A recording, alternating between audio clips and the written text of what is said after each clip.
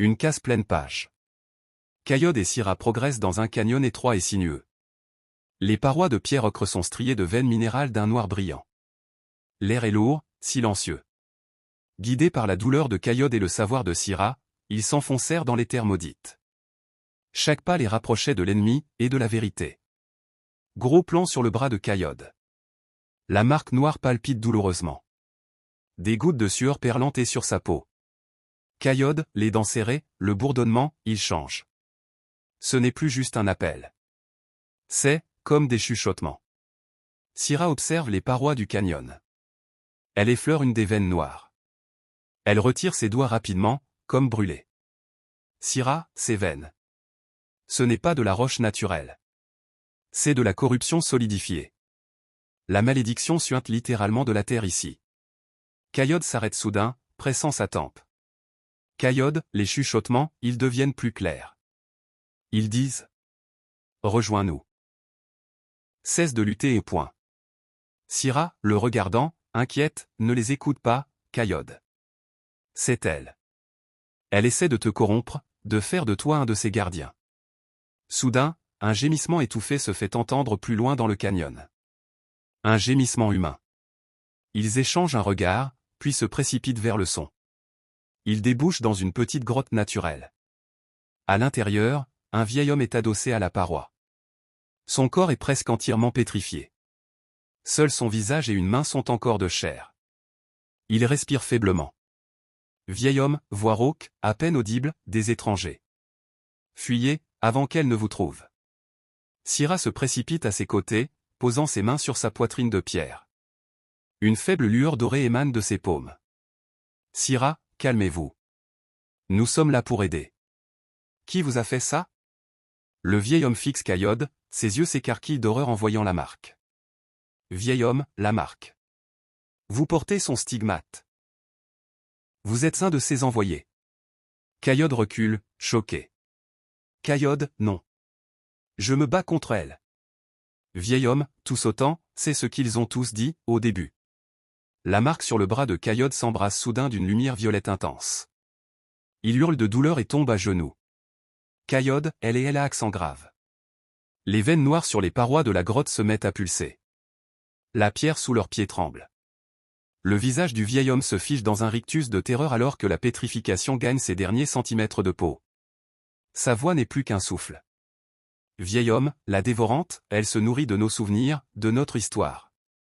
Elle est. Il se transforme complètement en statue. Le dernier souffle de vie le quitte. La grotte entière semble s'animer. Les Shango terrés ne surgissent pas du sol, ils se forment à partir des parois elles-mêmes, se détachant de la roche comme des sculptures maléfiques. Shango terrés, voix multiples, écho de la pierre, l'impur est revenu à la source. La dévorante attend son offrande. Une douzaine de créatures bloquent l'entrée de la grotte.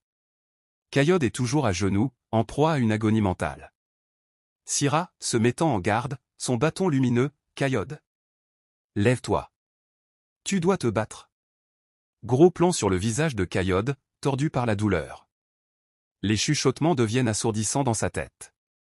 Voix de la dévorante, dans son esprit, douce et perverse, pourquoi lutter? Rejoins-moi. La pierre n'a plus de douleur.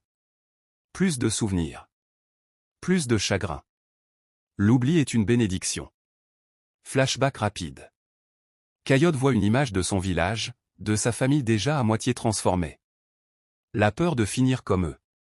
La voix reprend, insidieuse. Je peux les guérir. Je peux tout guérir. Donne-moi simplement ton consentement. Les Shango terrés avancent. Syrah frappe le sol de son bâton. Un cercle de lumière dorée explose, repoussant les créatures, mais elles se reforment aussitôt. Syrah, criant, Kayod. Kayod lève la tête. Ses yeux ne sont plus seulement emplis de douleur, mais aussi d'une rage pure. Il se redresse, la marque sur son bras brillant d'une lueur noire et violente.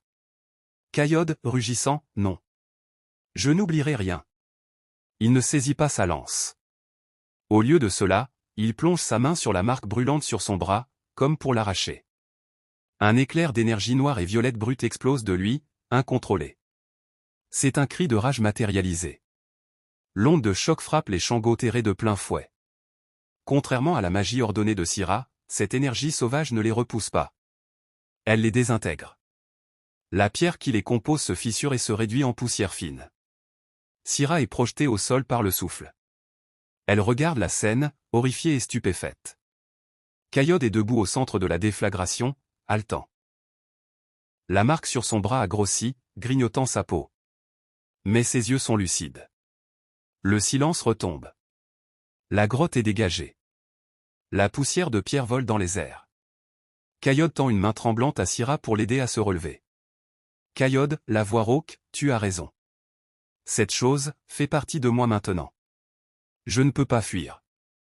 Je dois l'apprivoiser. Syrah saisit sa main, sans hésitation cette fois. Son regard n'est plus seulement professionnel. Il y a de la crainte, mais aussi une lueur d'espoir. Syrah, alors nous apprendrons. Ensemble. Pour la première fois, Kayod avait utilisé sa malédiction comme une arme. Une victoire amère, qui les rapprochait du précipice et du cœur des ténèbres. Kayod et Syrah sortent de la grotte, le corps et l'esprit meurtris. Le paysage devant eux est désolé, une vallée rocailleuse où la végétation est rare et étouffée par une fine couche de poussière grise. Au loin, les contreforts de montagnes imposantes se dessinent. La victoire avait un goût de cendre. Chaque utilisation de la marque rapprochait Kayod de l'oubli, et les guidait plus profondément dans la gueule du loup. Gros plan sur le bras de Kayod. Il est maintenant enveloppé de nouveaux bandages, mais une tache sombre suinte déjà à travers le tissu. Sa main tremble légèrement. Kayod, pensait, c'était comme lâcher la laisse d'un fauve.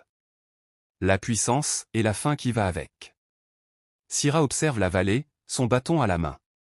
Elle trace des symboles adinkra dans l'air, qui brillent d'une faible lueur dorée avant de s'éteindre. Syrah, l'énergie vitale ici est presque éteinte. La terre elle-même se meurt.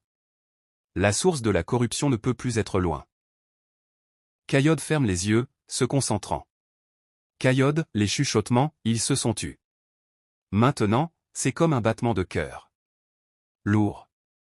Puissant. Il vient de là-bas. Il pointe une faille sombre dans la paroi de la montagne au loin. Ils approchent de la faille. C'est une entrée étroite et naturelle qui semble mener profondément dans la montagne. L'air qui en sort est froid et porte une odeur de poussière et de métal oxydé.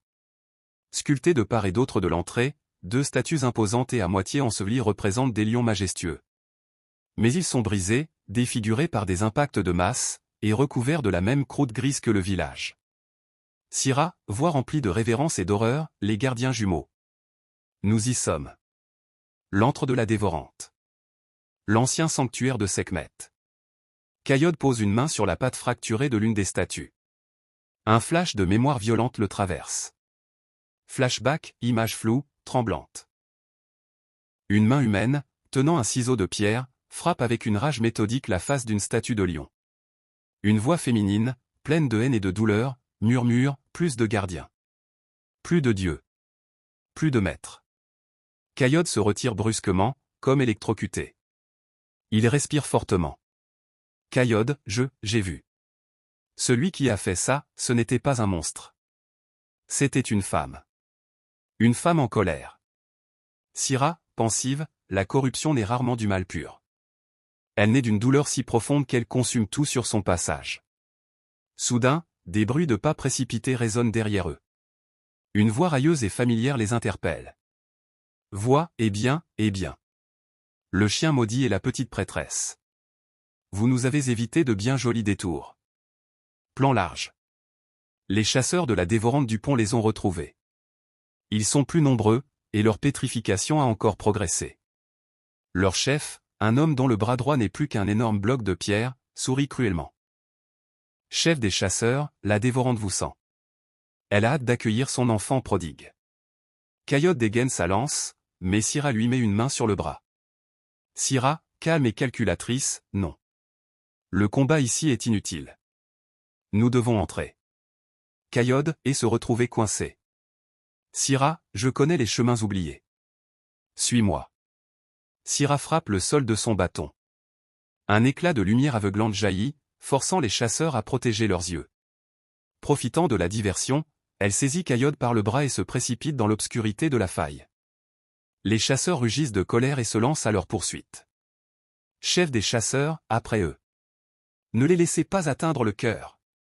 À l'intérieur, c'est un dédale de tunnels naturels et de salles taillées par l'homme. Les murs sont couverts de fresques anciennes illustrant le dieu lion Sekhmet protégeant le royaume, mais elles ont été vandalisées, grattées, recouvertes de graffitis sauvages. Syrah court sans hésitation, comme si une carte était gravée dans sa mémoire. Syrah, par ici. Les passages des gardiens sont scellés aux profanes. Derrière eux, les chasseurs progressent plus lentement, mais leur nombre est impressionnant. Leurs voix font écho dans les couloirs. Syrah s'arrête devant une paroi apparemment lisse. Elle y appuie sa main, et les symboles Adinkra sur son bras s'illuminent. Des lignes de lumière dessinent le contour d'une porte cachée qui commence à s'ouvrir. Syrah, vite. Une flèche en os s'enfonce dans le mur à quelques centimètres de sa tête. Les premiers chasseurs arrivent à leur portée. Kayod pousse Syrah à l'intérieur du passage et se retourne, face à la horde. Kayod, boucle-la. Je te rejoins. Syrah, Kayod, non. Tu ne peux pas les affronter seul. Kayod, un sourire sauvage aux lèvres, je ne suis plus seul. J'ai un fauve en moi. Lâche-leur dessus. La porte de pierre commence à se refermer derrière Kayod, le laissant seul dans le couloir face à une dizaine de chasseurs. Gros plan sur les yeux de Kayod. La peur a laissé place à une résolution brutale. Il déchire les bandages de son bras. Kayod, murmurant à sa marque, d'accord. Montre-moi ce que tu sais faire. Mais c'est moi qui commande. La marque s'embrase. Mais cette fois, au lieu de le submerger, l'énergie violette et noire l'enveloppe comme une armure informe, une seconde peau de fureur concentrée. Ses yeux se mettent à briller de la même lueur mauve. Les chasseurs s'arrêtent, hésitants, devant la transformation. Chasseur 1, qu'est-ce que c'est que ça? Kayod fond sur eux. Il ne se bat plus avec sa lance, mais avec des griffes d'énergie sombre qui jaillissent de ses poings. Ses mouvements sont bestiaux, imprévisibles, d'une rapidité fulgurante. Il trace un sillon sanglant dans leur rang. Il n'est plus un guerrier, mais une force de la nature déchaînée. De l'autre côté de la porte, Syrah entend les cris, les bruits de combat et les rugissements, qui ne semblent pas tous venir de Kayod. La porte se verrouille enfin. Le silence retombe. Syrah est seul, dans le noir, son bâton comme seule lumière. Syrah, murmure, pleine d'effroi, que ai-je fait? Syrah était entré dans le antre de la bête. Kayod était devenu la bête. Le prix de leur quête venait de monter terriblement.